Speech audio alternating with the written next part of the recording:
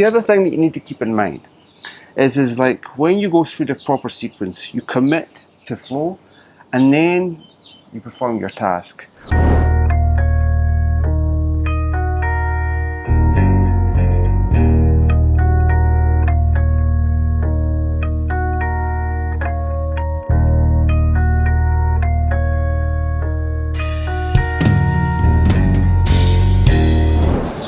Hey, how you doing? I'm Wilson, and as you know, everything in this channel is dedicated to getting you into the flow state. Okay, what I want to speak about here is something that's really important.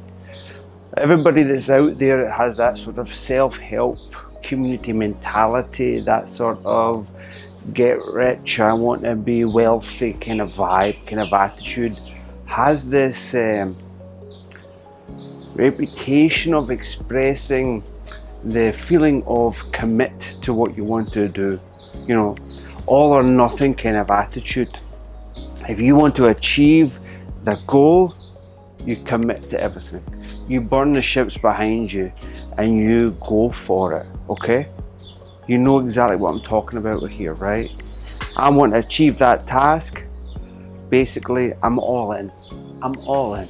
Now, what I want to point out is that there's a step before that all in that we want to get. So we're not all into the task, we're all into the state. Let me explain. So we've heard about this commit, go all in, all or nothing to what you're going to do. And what most people do is they go commit and they go straight to the task, okay?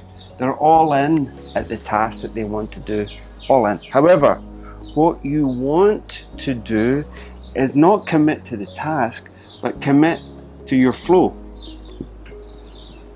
Commit to the state of flow that will then allow you to perform that task effortlessly. You see, when you commit straight to the task, you're more likely to put your system into a high stressed out state. What I mean by that, this is Mihai Csikszentmihalyi's graph to describe or to give you a sensation of what it feels like to be in flow. So it's against the challenge and skill ratio. What he says is that flow sits between a progressive balance between anxiety and boredom. How I like to look at it is between sympathetic nervous system and parasympathetic nervous system. Sympathetic, fight or flight, parasympathetic, rest and digest. Flow sits in a progressive balance there.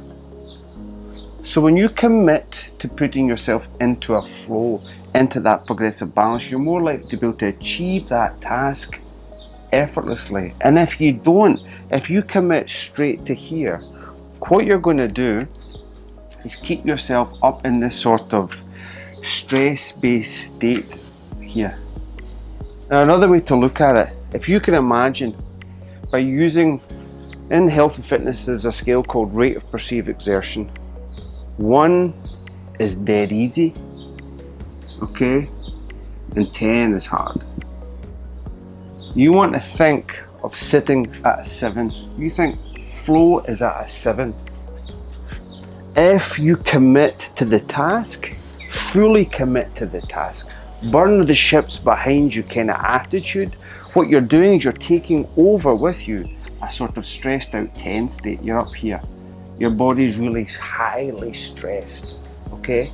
You're less likely to be able to succeed in facing or overcoming the task that you want to be able to accomplish. When people commit to that, generally what happens is they commit and the commitment lasts for 1 or 2 weeks before it drops off. The key is committing to this. Now you then need to commit to flow and trust that when you're in that state, you're going to be performing correctly to accomplish that goal. You see, when you're in flow, when you're in that 7, your body's in a coherent balance between the sympathetic and parasympathetic nervous systems, so you're not stressed. You're in a more subconscious response to everything that you're doing. Your brain waves are in an optimal state between alpha and theta. If you're not, if you're up here, your brain waves in a high beta, meaning your body's kind of stressed out. You're actually using more energy up here. Whereas when you tune into this, you go into a more consistent pace, and you actually work more effectively than you would do if you're up here. So the other thing that you need to keep in mind is like when you go through the proper sequence, you commit to flow and then you perform your task. What you need to remember, right, is from the moment of that happening, you have like this resistance, external resistance, that's trying to stop you from achieving that goal. Okay? It's constantly challenging you. Are you fucking sure you want to get that goal? It's constantly pushing you back. So you need to know that when you put yourself in here, it's not a free ride. All it means is you put yourself into an optimal state to accomplish that goal under the resistance of something, some people unconsciously trying to stop you from accomplishing it. Now not only that, but this resistance actually happens here as well, because there's so much information behind this commitment. There's a lot of steps that a lot of people have to take before they get to the point of commitment, before they go over here. So the resistance is here. Once you get in here, then there's resistance here trying to pull you out, constantly. Then the resistance here. So what I'm trying to get at is commitment has to be sustained throughout the whole journey. You have to develop a mentality, a warrior-based mentality, knowing that when you want to try and accomplish a goal, it's not plain sailing. All right? You need to put yourself into an optimal state to be able to overcome the resistance. And that word overcome doesn't mean that you're fighting against it. It means that you're slicing through it. This is how you commit to accomplishing your goals. You commit to the state of flow, and you commit to maintaining that state to win the goal and overcome the resistance that's trying to stop you from accomplishing it. Hope you found this video useful. I'm sure you did. I'm sure you did, because you've got to this point. So if you got to this point, subscribe, give me a thumbs up, please.